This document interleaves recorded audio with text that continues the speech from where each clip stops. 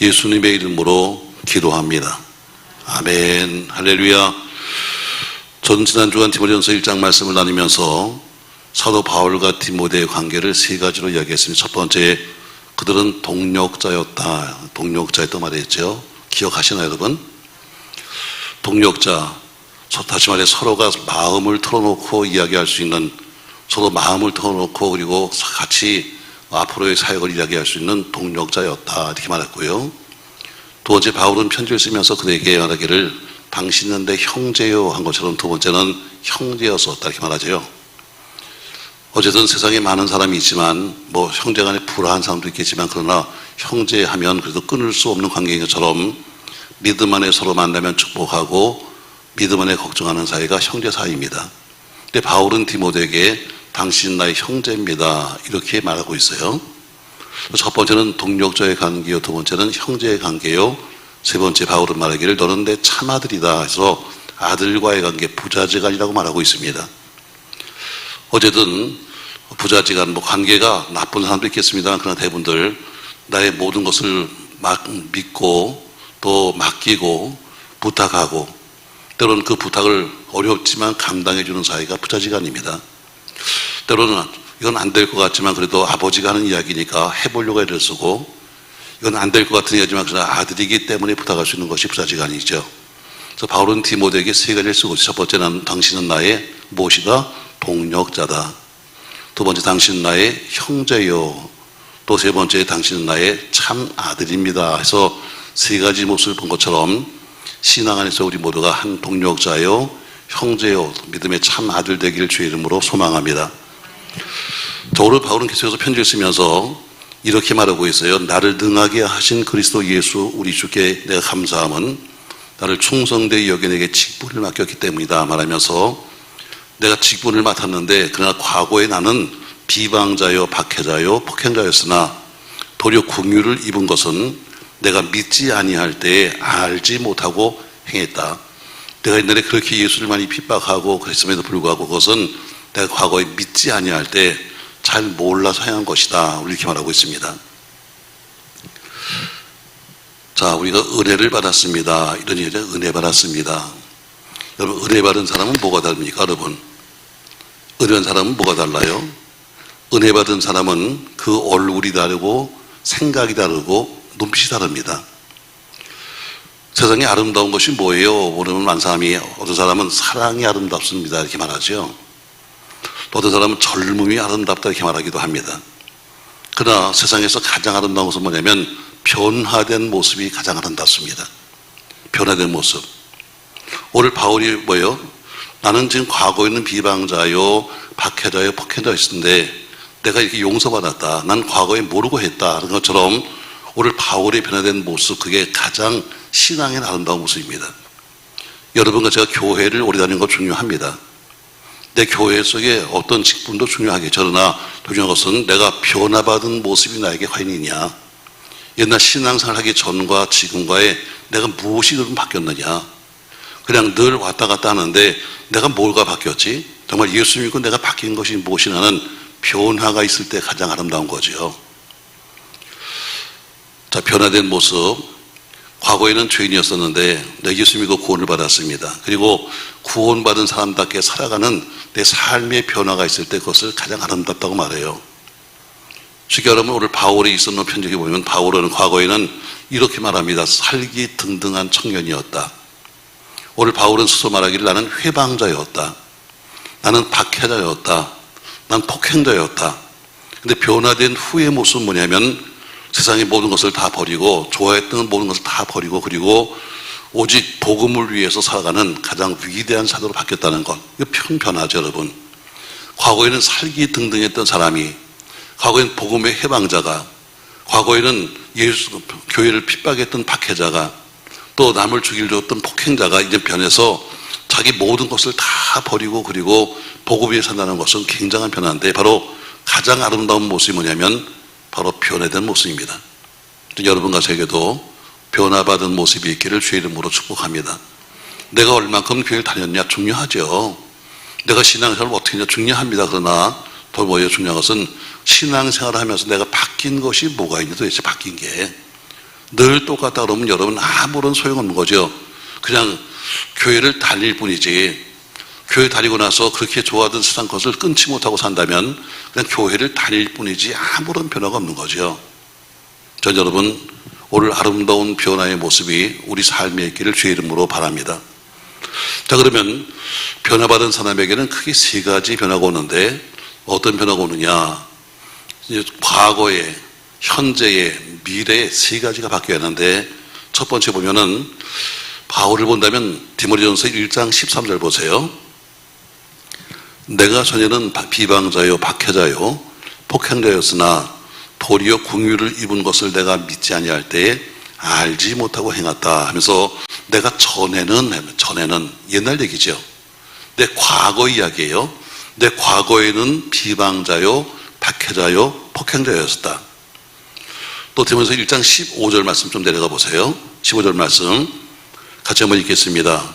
밑보다 모든 사람이 받을 만한 이 말이요, 그리스도 예수께서 죄인을 구원하시려고 세상에 임하셨었다 하였도다. 죄인 중에 내가 괴수로다. 언제? 옛날 과거에 나는 죄인 중에 괴수 같은 사람이었다, 이렇게 말합니다. 자, 믿음이 있다. 뭘로 표현하죠? 믿음이 있다. 믿음이 있다고 하는 다른 표현이 뭐냐면은, 내가 스스로 내 죄가 무엇인가를 깨달았다, 이것입니다. 여러분, 내가 믿음이 생겼습니다 하는 이야기는 뭐냐면, 다른 게 아니라 매일 혼자 살면서 하나님이 함께 하시니까 난 승리해, 여러분, 이게 믿음이 아니라 과거의 나의 모습을 바라보면서 내가 스스로 죄인인 것을 말씀 통해 깨달았다는 것이 바로 변화의 시작입니다. 자, 생명이신 예수를 만났습니다. 그렇다면 과거에 죽었던 내 생활을 고백해야 되고, 의사이신 예수를 만났다면은 내가 얼마나 병들었는가를 고백해야 됩니다. 성경에는 예수의 능력이나 예수의 은혜를 체험한 사람들마다 한결같이 먼저 한 것이 뭐냐면 자기의 죄의 고백이었습니다. 자, 예를 들어 볼까요, 여러분? 자, 누가복음 5장에 보면은 시몬이 예수님과 만나게 됩니다. 자, 누가복음 5장 4절 말씀 자막 보시고 한번 같이 한번 읽습니다. 말씀을 마치고 시몬에게 이르시되 깊은 데로 가서 그물을 내려 고기를 잡으라. 시몬이 대답하여 이르되 선생님, 우리들이 밤이 새도록 수고하였으되 잡은 것이 없지만은 말씀에 의지하여 내가 그물을 내리다 하고, 그렇게 하니 고기를 잡은 것이 힘이 많아 그물이 찢어지는지라. 이에 다른 배에 있는 동무들에게 손짓하여 와서 도와달라 하니 그들이 와서 두 배의 채움에 잠기게 되었더라. 시몬 베드로가 이를 보고 예수의 무릎 아래에 엎드려 이르되 주여 나를 떠나소서, 나는 죄인으로소이다. 자, 지금 밤새도록 고기 못 잡았던 베드로가 예수님 하신 말씀대로 깊은 데 가서 그물 던져 했더니 시몬이 말하죠. 예, 제가 밤새도록 수고했습니다. 근데 지금은 당신이 하는 말이 이치에 맞지 않습니다. 당신 하는 말이 지금 현실에 맞지 않아요. 왜? 지금 이 새벽에는 고기가 없을 때입니다. 그리고 새벽이 되면 오히려 낮은 곳으로 고기가 모이지 저 깊은 곳에는 없는 거를 지금까지 제가 경험상 다 알고 있습니다. 그러나 내가 말씀에 의지하여 제가 하겠습니다, 이렇게 말합니다. 그리고 그물 던졌는데 뜻밖의 만선을 하는데 그것도 한 배가 아니라 두 배를 채우는 만선을 보게 되었습니다. 자, 이러면 베드로의 직업이 뭐예요? 어부입니다. 근데 밤새도록 고기 못 잡았는데 고기 잡았으면 동무들과 더불어 함께 잡았으니까 야, 빨리 가서 이 생선 상하기 전에 가서 빨리 팔자. 왜? 그런 목적이 뭐냐면 지금 돈 벌러 나왔으니까 당연히 지금 돈 벌었다 생각하면서 시장 가서 팔자는 것이 이게 먼저입니다. 그런데 오늘 베드로가 뭐예요? 그것이 아니라 8절에 보니까 시몬 베드로가 이를 보고 예수의 무릎 앞에 엎드려 이르되 주여 나를 떠나소서, 난 죄인입니다 하는 것처럼 오늘 예수 만난 사람마다 시작이 뭐냐면 지나간 과거 속에 내가 얼마나 잘못 살았던가를 먼저 깨닫고 고백하는 겁니다. 아멘. 자, 현실적으로 보세요, 여러분. 지금 돈을 벌었습니다. 그렇게 밤을 새워서 고기 잡아서 잡는 이유가 뭐예요? 돈 벌려고 한 거죠. 내가 밤을 새워 고기를 잡아서 나가서 팔아서 내가 어쨌든 생활을 써야 되겠다 해서 밤새도록 고기를 잡았는데, 그 못 잡던 고기를 잡았으면 그것도 두 배나 채웠으면, 그래, 한 배는 동무들아 네가 수고했으니까 네가 먹어라. 그러나 한 배는 내 거니까 나가서 팔자. 당연히 이것이 원칙입니다, 여러분. 근데 베드로가 한 얘기는 가서 시장 가서 팔자가 아니라 뭐예요? 나를 떠나십시오. 나는 죄인이라고 하는 자기를 돌아오는 것부터 시작하는 것처럼 모든 은혜를 참한 사람마다 시작이 뭐냐면 남이 아닙니다. 현실이 아닙니다. 바로 자기의 죄 문제부터 고백했다는 것입니다. 바로 이게 바로 과거 모습을 가지고 변화된 여러분과 제 모습의 시작이 뭐냐면 지나간 날에 대해 잘못을 고백하는 회개로부터 시작하는 겁니다. 그거 없이 무조건 지금 우리가 말한 것처럼 축복을 받았습니다. 만선의 축복을 받았습니다. 내 배가 가득 찼습니다 하고 좋아하는 거 아무런 의미가 없습니다, 여러분. 왜? 지나간 과거가 해결되지 않으면 지금 당장 뭐가 좀 생긴다 할지라도 그거는 어때요? 오히려 도학이 되는 거지 그게 덕이 될 수가 없는 겁니다. 자, 오늘 사물을 주장하시는 예수님, 한 마리 자기는 밤새도록 그렇게 수십 년 동안 고기 잡고 살았는데 밤새도록 고기 잡아도 못 잡았던 그가 오늘 예수님의 능력을 보는 순간에 그동안 자기의 교만, 자기의 아집, 자기의 경험, 바로 이것을 스스로가 고백하면서 감히 주 앞에 무릎을 꿇어 주님, 나는 죄인입니다. 난 당신 앞에 설 수 없는 사람이다 하고 말하면서 나를 떠나십시오 하고 말한 것처럼 모든 시작은 뭐냐면 바로 과거에 내 잘못을 바라보는 것부터 시작하는 겁니다. 내일을 보는 사람은 어제를 볼 줄 알아야 됩니다. 아멘. 미래를 보는 사람은 지나간 과거 속의 발걸음을 잡아와야지 지나간 과거의 발걸음은 하나도 생각 안 하고 매일 미래하는 사람들은 절대로 미래를 갈 수 없는 겁니다. 지나간 과거를 정리해야 미래가 있고 지나간 과거를 정리해야 현실이 있는 거지 지나간 과거를 정리하지 않으면 절대로 갈 수 없는 거죠. 도둑놈이 지금까지 도둑질을 해왔습니다. 근데 갑자기 은혜 받았다고 해서 오늘부터 내가 새로운 사람이 돼야지. 그럼 죄 문제부터 가서 해결을 하고 와야지. 언제 깜빵 갈지 모르는 사람이 내가 새롭게 한다고 해서 그러면 맘먹는다고 되는 게 아니잖아요. 지나간 죄 문제부터 해결하는 것처럼 과거에 과거에 자기의 잘못을 먼저 스스로 깨닫고 고백하는 것부터 변화의 시작입니다. 여러분과 제가 그렇게 되기를 주의 이름으로 소망합니다. 자, 누가복음 19장에 보니까 삭개오가 나오고 있어요. 자, 말씀 잘 바꿉시다, 여러분. 다시 보시죠. 5절 말씀 같이 읽습니다. 예수께서 그곳에 이르사 쳐다보시고 이르시되 삭개오야 속히 내려오라. 내가 오늘 네 집에 유하였다 하시니 급히 내려와 즐거워하며 영접하거늘 못사람이 보고 수군거리되 저가 죄인의 집에 유하러 들어갔도다 하더라. 삭개오가 서서 주께 여짜오되 주여 보시옵소서.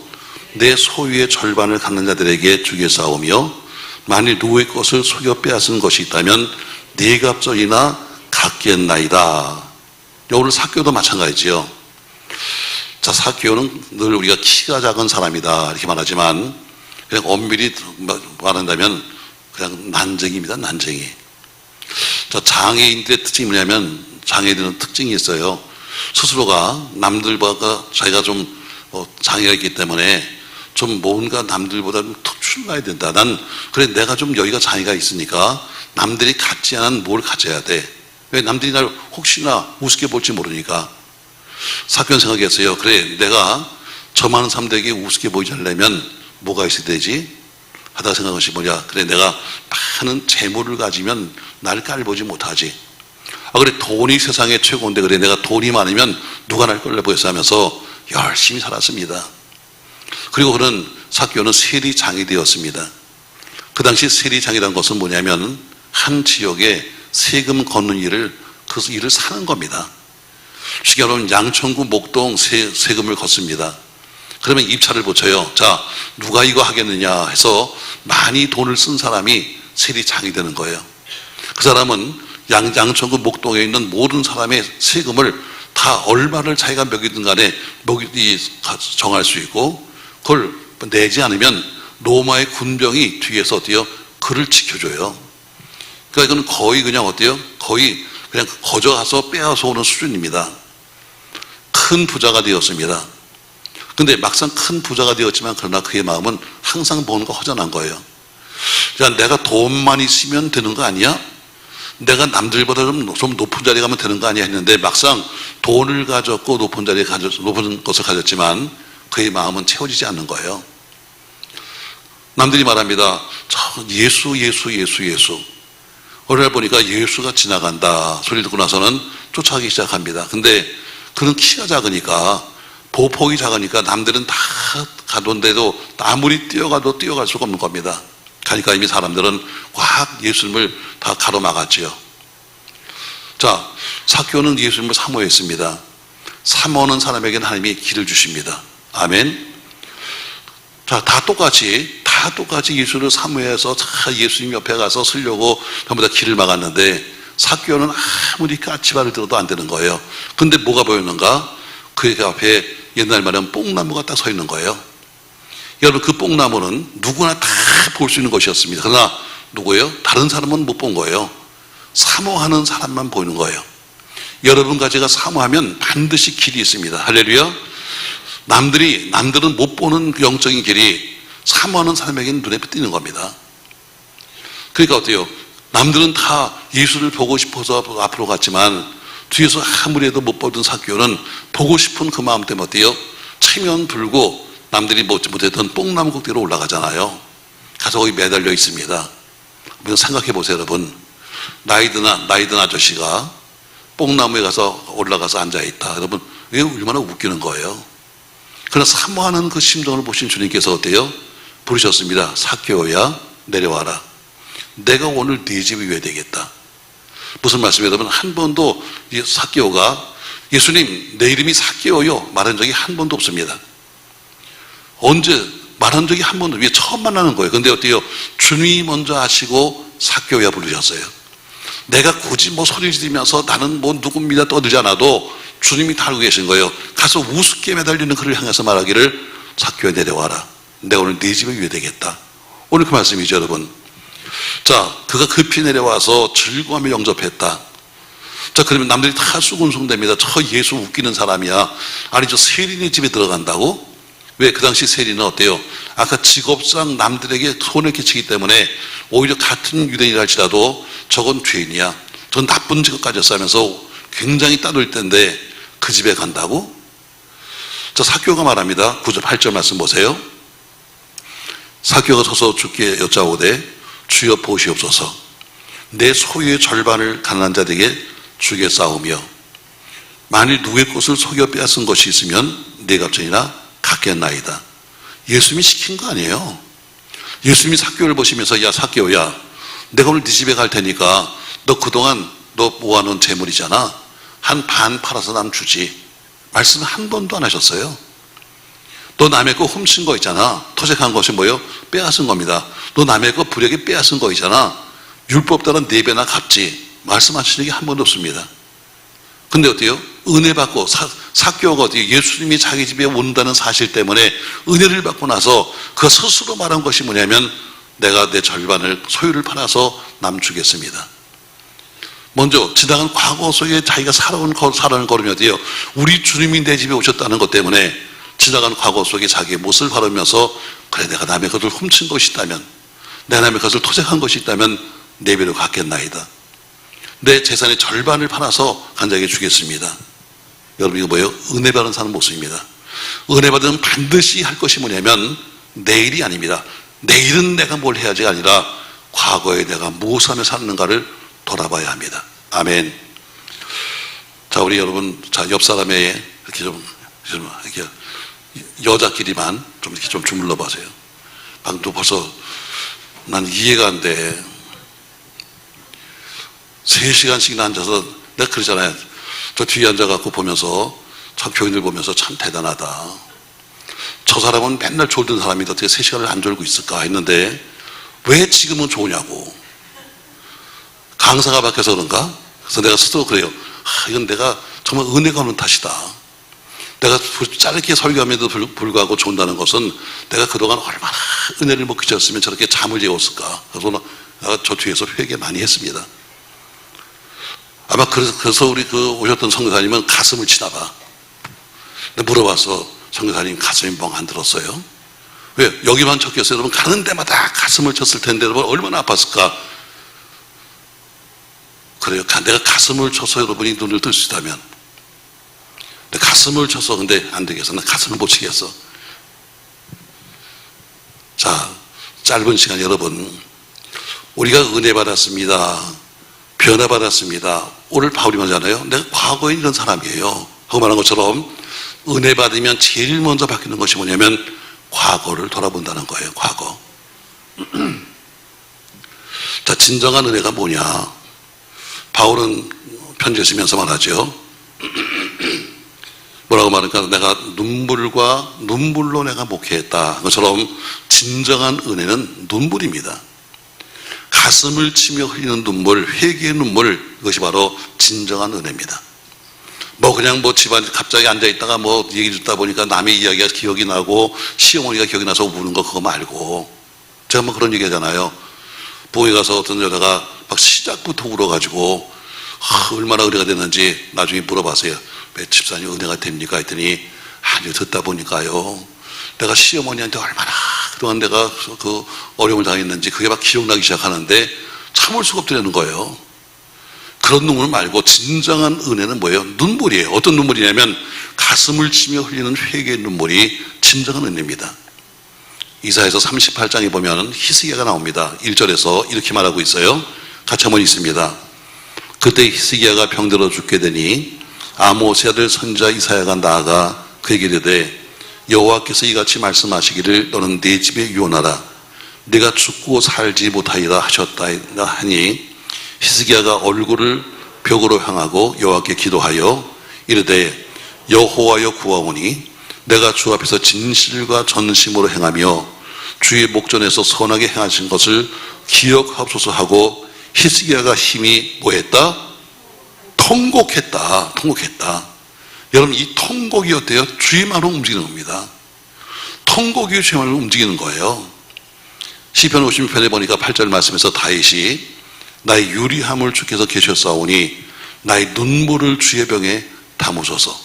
얼마나 울었는지 내 눈물을 주의 병에 담아달라고 말합니다.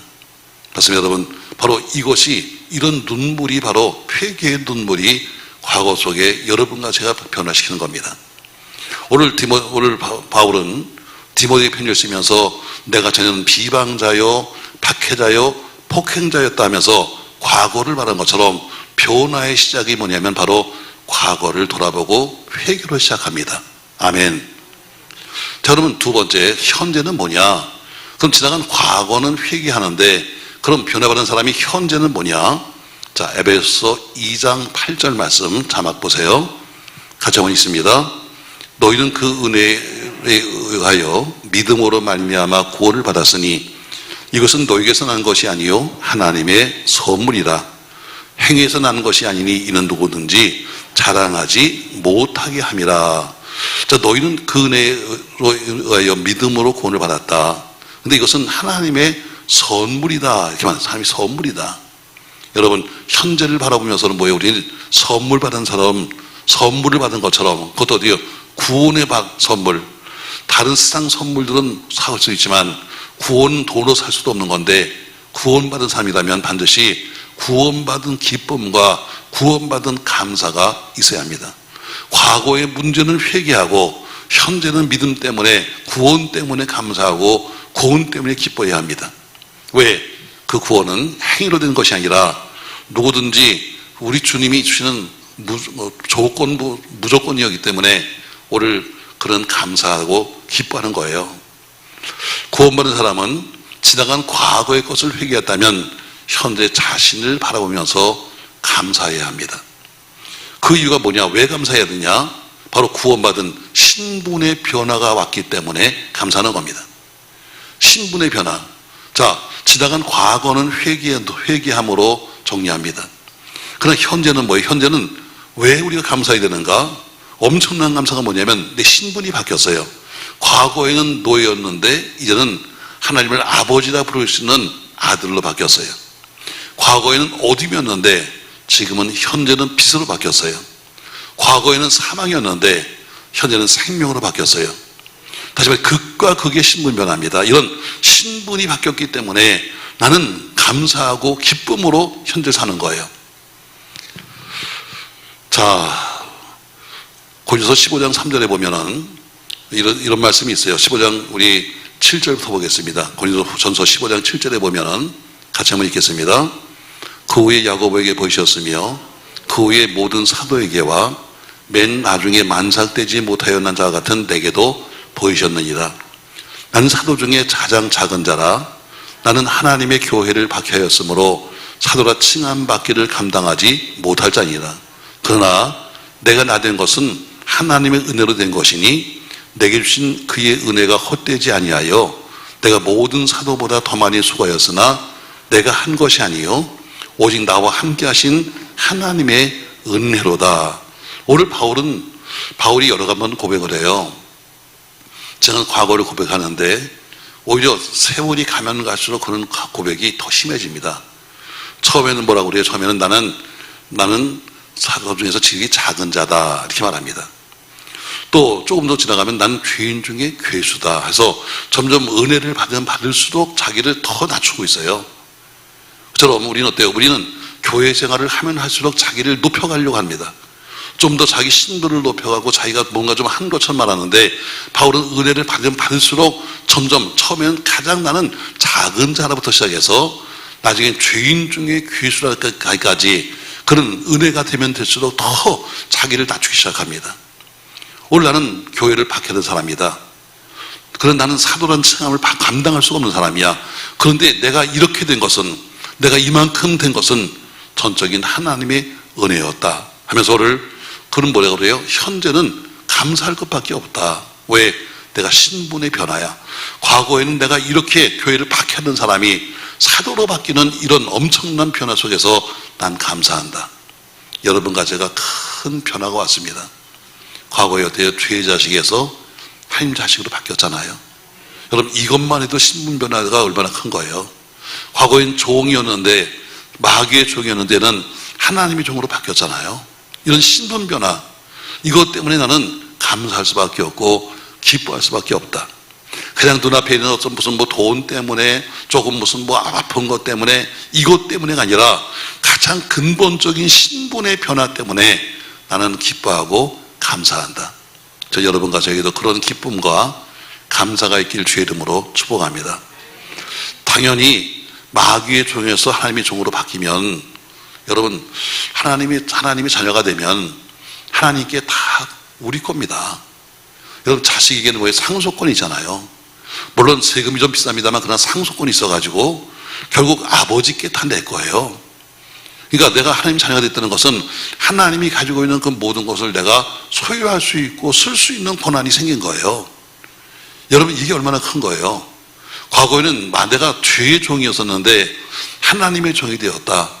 과거에는 내가 마귀의 자식이었었는데 이젠 하나님 자녀가 되던 것은 하나님이 모든 가지고 있는 것을 내가 누릴 수 있고 쓸 수 있는 모든 것이 다 준비됐다는 것입니다. 여러분 기쁘지 않아요? 여러분 혹시나 유산을 어머니가 혹은 아버지 돌아가시면서 주진 않겠지만 혹시 여러분에게 얘야 내가 좀 가진 게 한 100억밖에 없는데 너 그냥 90억만 가져라. 그러면 어떻게 될까? 아마 까무러치는 사람이 생기지 않을까? 하긴 이런 사람도 있습니다, 여러분. 이건 미국에 있었던 얘기인데, 여러분 미국에서는 복권을 사는 데 있잖아요. 그렇게 지금 우리는 투기같이 생각하고 그러지만 그러나 미국은 그냥 사람들이 재미로 삽니다, 재미로. 워낙 장거리를 많이 다니니까 재미로 사고 그래요.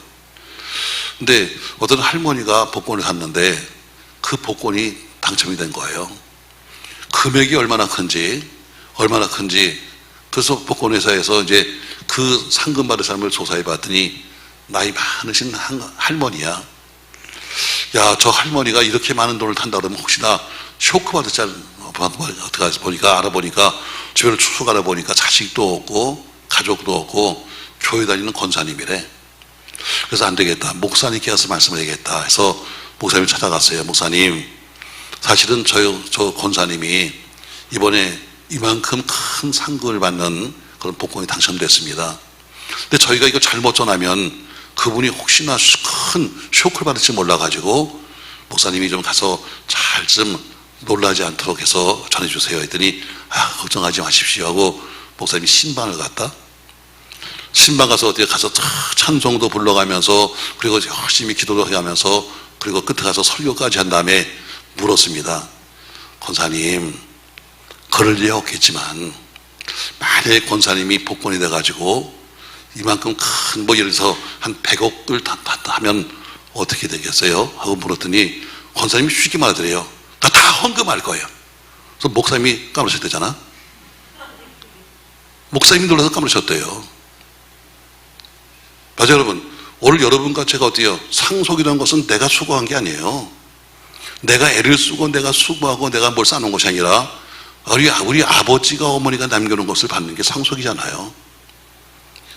맞아요. 하나님의 것을 우리가 무슨 애를 써서 내가 뭘 했기 때문에 하는 것이 아니라 내가 그분의 자녀이기 때문에 그분에게 주는 거예요. 물론 좀 미워가지고 야 이놈아 안 되겠다, 뭐 넌 나 안 준다 이렇게 말을 하지만 그래도 가면 어쨌든 생기는 거야. 특별하게 무슨 유설 써가지고 거기다 어때요? 타이가 사회복지기관에 기부한다 이러기 전에는 쓰지 않고 가면 그래서 자식이 받는 거예요. 오늘 하나님의 자녀가 된다는 것은 어때요? 그분이 가지고 있는 모든 권세, 모든 능력, 모든 물질, 모든 것이 다 우리는 상속자가 된다는 거예요. 여러분, 이게 우리의 현재예요. 여러분, 우리 현실적으로 있는 여러분 조금 이런 문제에 인상 쓰지 말고 오늘 현재 그 일 때문에 기뻐하고 감사하는 우리가 되기를 주의 이름으로 축복합니다. 그럼 지나간 과거 속의 문제는 회개함으로 해결하고 지나간 현재는 받은 바 은혜 때문에 항상 기뻐하고 감사하는데 그럼 미래는 어떻게 할 거냐? 로마서 8장 24절 말씀 보면 이런 말씀이 있어요. 자, 로마서 8장 24절 같이 읽습니다. 우리가 소망으로 구원을 얻었음에 보이는 소망이 아니니 보는 것을 누가 바라리요? 만일 우리가 보지 못하는 것을 바라면 참음으로 기다릴지니라 이렇게 말합니다. 자, 소망으로 구원을 얻었다. 눈에 보이는 소망이 아니라 보이지 않는 것이 소망이라는 것처럼 미래를 아직 보이지 않는 거니까 앞으로 미래를 생각한다면 여러분과 저에게는 기대가 있어야 되고 설렘이 있어야 됩니다. 우리가 만약에 다 천국을 간다고 생각한다면 천국에 대한 기대가 있어야죠. 천국에 대한 소망이 있다면 설렘도 있어야죠. 내가 주를 만나, 내가 그 천국에 가. 여러분, 이런 기대와 설렘이 어때요? 변화된 사람에게는 있는 거예요.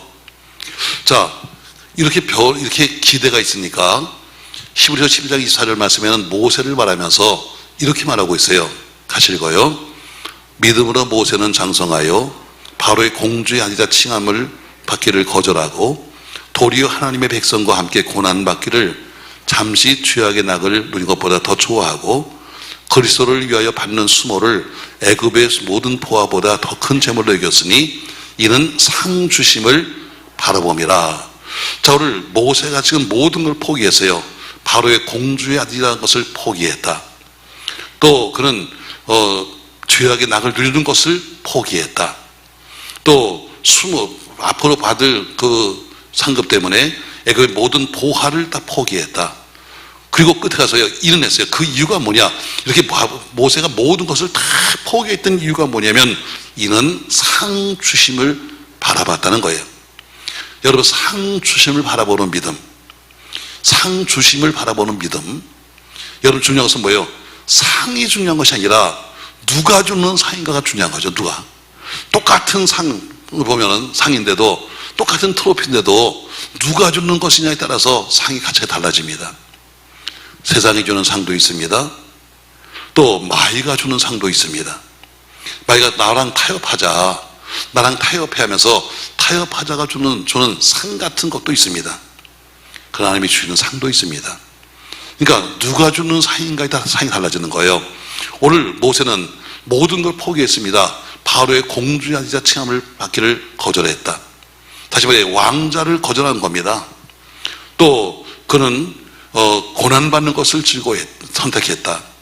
모든 애굽의 보화를 포기했다. 이유는 한 가지입니다. 바로 상 주심을 바라봤다는 거예요. 바로 상 주심. 상은 언제 받아요? 앞으로 받을 거예요. 미래에 받는 거죠. 지금 받는 것이 아니라 앞으로 받을 상 때문에 지은 것을 포기하는 거예요. 앞으로 우리 자녀들이 어때요? 앞으로 좋은 인생을 살아보겠다라고 지금 어때요? 그 좋은 시간에 밤을 새워서 아이들이 공부하는 건 이런 한 가지예요. 물론 엄마가 잔소리하니까 하는 것도 있겠지만 정신 차리는 것 같으면 앞으로 내가 미래에 살기 위해서, 미래에 더 멋진 삶을 살기 위해서는 미래 때문에 하는 것이지 그냥 하는 건 아닐 거예요. 신앙도 마찬가지로 여러분과 제가 미래에 받을, 앞으로 미래라고 하면 앞으로 받을 상 받을 그 상을 생각한다면, 또 상 주실 그분을 생각한다면 여러분과 제가 설렘이 있어야 되고 기쁨이 있어야 돼요. 여러분 그 설렘 있기를 주의 이름으로 축복합니다. 연애할 때 좋아하는 여자를 만나려고 해도 어때요? 설레지 않아? 설레긴 뭘 설레요. 그냥 어쩌다 그냥 사는 거죠 뭐. 그러니까 그냥 맨날 그렇게 사는 거지 뭐. 좋아하는 사람 여러분 만나면 어때요? 마음이 설레죠. 왜? 저 사람을 만나겠다는 그 마음 때문에 설레죠. 근데 우리는 상 주시는 그분을 만나야 된다. 상 주시는 그분은 어떤 모양이니까? 상 주시는 그분은 내게 무슨 상을 줄 것인가? 여러분 삶을 설레게 만드는 거예요. 여러분 오늘이 아니라 상은 내릴 겁니다. 그러니까 결국 미래를 향한 어때요? 설렘, 미래를 향한 기대, 바로 이게 변화받은 사람의 모습입니다. 자, 고린도서 15장 19절 말씀에는 바울은 고린도께 편지를 쓰면서 이렇게 쓰고 있어요. 만일 그리스도 안에서 우리가 바라는 것이 다만 이 세상의 삶뿐이면 모든 사람 가운데 우리가 더욱 불쌍한 자리라. 그러나 이제 그리스도께서 죽은 자 가운데서 다시 살아나사 잠자는 자들의 첫 열매가 되었다. 만약에 정말 우리가 바라는 것이 이 땅에서만 매일 하나님 잘 되게 해주세요, 돈 벌게 하세요, 출세하게 하세요, 이걸로 끝난다면 세상 사람 중에서 가장 불쌍한 인간들이 바로 여러분과 저런 거예요. 우리에게 미래가 없다면, 우리에게 천국이 없다면 이 땅에서 가장 불쌍한 사람들이 여러분과 저다. 내가 봐도 그래. 내가 봐도 하루 종일 일하고 밤에 또 나와서 또 여기 와서 꾸벅꾸벅 졸면서 눈치를 보면서 그냥 뭐 여러분이 나한테 월급을 받나요? 그래서 목사들이 자면 내가 또 소리칩니다. 왜? 교회에서 월급을 받는 사람이니까. 교인들이 자면 내가 소리를 칠 수 있나요? 왜? 자기가 자발적으로 나와서 앉는 것도 감사한데 좀 좋은다고 내가 거기다 소리를 칠 수가 있나? 그냥 내가 조금 소리는 안 치지만 조금 이렇게 쳐다보고 좀 인상을 쓰지. 사실 우리 목회자들도 힘들지만 어떻게 보면 교인들이 더 힘든 생활을 살아요. 나는 그렇게 생각합니다. 왜? 우리 목사는 목요일날 꼬박꼬박 쉽니다. 물론 뭐 행사가 있거나 하면 쉬지 못할 때도 있지만, 그 교인들은 쉬는 날이 없어요 사실. 여러분을 칭찬하는 거예요. 지금 월요일부터 어때요? 계속해서 금요일까지는 다 직장 가잖아요. 또 토요일날 어때요? 토요일날 우리처럼 하루 쉰다고 그러는 날 또 뭐 교회 또 청소로 나오잖아. 또 그 다음날 또 식사 당번이냐고 또 가서 또 국물 끓이고 또 밤에 또 나타나잖아. 또 어떻게 뭐 이것 때문에 모이고 저 때문에 모이고, 또 주일날 되면 어때요? 아침부터 와서 하루 종일 또 일하고 또 가서 전도도 못하고 그러면 또 미안해가지고 또 이러고 산다.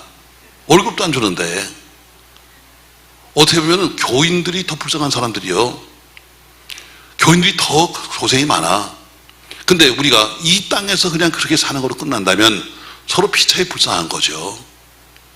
우리에게는 뭐예요? 천국이라고 하는 미래. 우리가 어때요? 우리가 쉬면 후대가 먹는다는 이런 미래.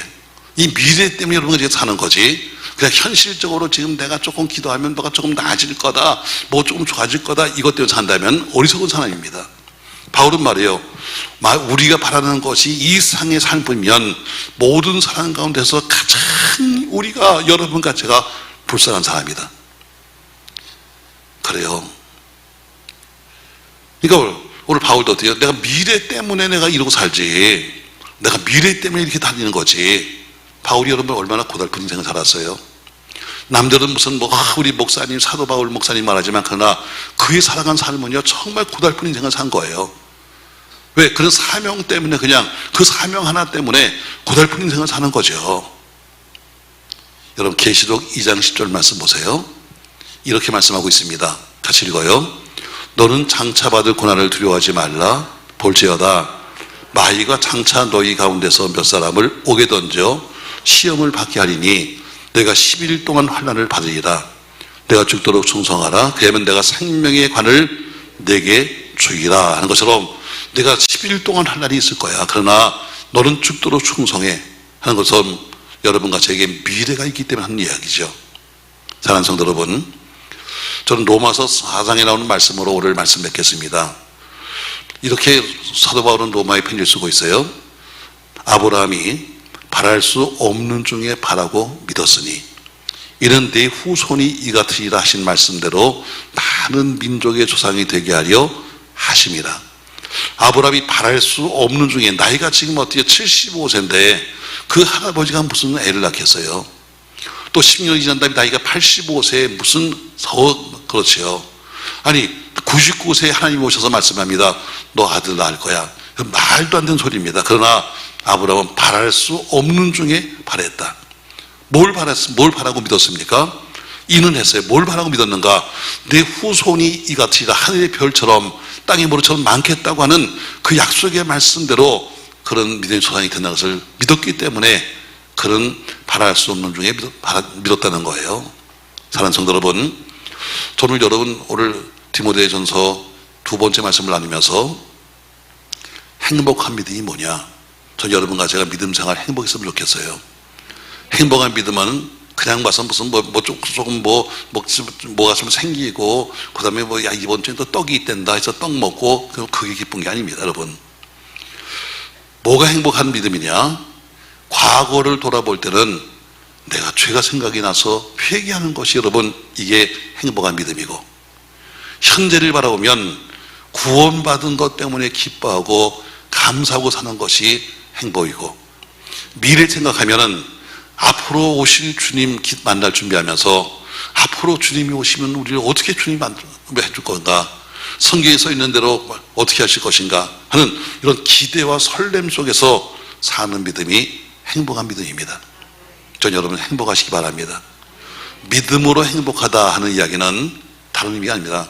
믿음 때문에 뭐가 생기고 믿음 때문에 뭐가 좀 바뀌고 믿음 때문에 뭐가 되는 것이 아니라 변화가 되는데, 변화되는 과정성인 것이 뭐냐면 과거에는 지나간 죄를 회개하고, 현재는 바로 우리가 신분이 바뀌었으니까 그것 때문에 기뻐하고 감사하고, 미래는 앞으로 오실 주님, 앞으로 우리 가야 될 천국 때문에 기대와 설렘 속에 사는 것이 행복한 믿음입니다.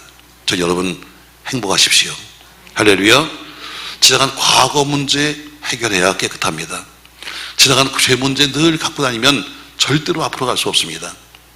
현재 여러분 좀 눈앞에 보이는 어려움이 있다 할지라도 참고 있냐면서 가장 근본적인 내가 신분이 바뀌었다. 내가 신분이 바뀌었어. 내가 아무리 좀 덜 먹어도 난 왕자고, 난 덜 먹어도 하나님 자식이고, 내가 좀 어려워도 하나님 자녀라는 신분의 변화에 대한 자부심이 있길 바랍니다. 미래는 가야 될 천국, 만나야 될 주님을 기대하면서 기대와 설렘이 있는 그런 행복한 사람이 되시기를 예수님의 이름으로 축원합니다. 고마우신 전능하신 아버지, 바울은 디모데에게 편지를 쓰면서 너는 나의 동력자요, 당신 나의 형제요, 당신 나의 믿음의 참 알이라고 부르고 있습니다. 그러면서 오늘 그는 행복한 신앙생활이 무엇인가를 말하면서 과거를 돌아보니 나는 이런 사람이었는데 내 신분이 바뀌어서 내가 사도가 되었다 이렇게 말하는 것처럼 과거를 돌아보고 현재를 생각하며 또 미래에 받을 은혜를 기억하면서 기대와 설렘 속에 사는 것이 행복한 믿음입니다. 우리 살아가면서 신앙생활 행복한 마음으로 하게 하시고 행복한 신앙생활을 하여 우리 모두가 살아가는 삶 속에도 늘 기쁨으로 그 모든 일을 할 수 있도록 축복하여 주시옵소서. 예수님의 이름으로 기도합니다. 아멘. 다 같이 찬송가 300